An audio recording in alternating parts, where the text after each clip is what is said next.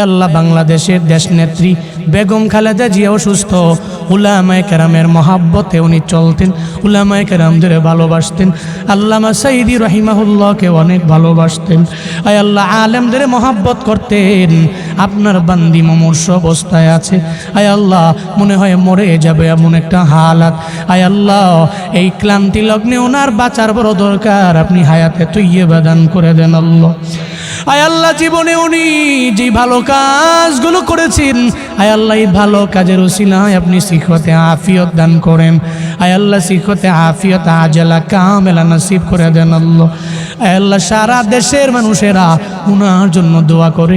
কেন দোয়া করে? আয় আল্লাহ ভালো মানুষের জন্য দোয়া করে।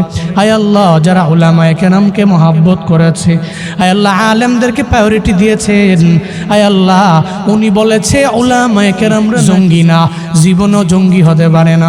বাংলাদেশের উলামায়ে কেরাম নিয়ে যে কথা বলতে পারে সে উলামায়ে কেরামের অবশ্যই শুভাকাঙ্ক্ষী।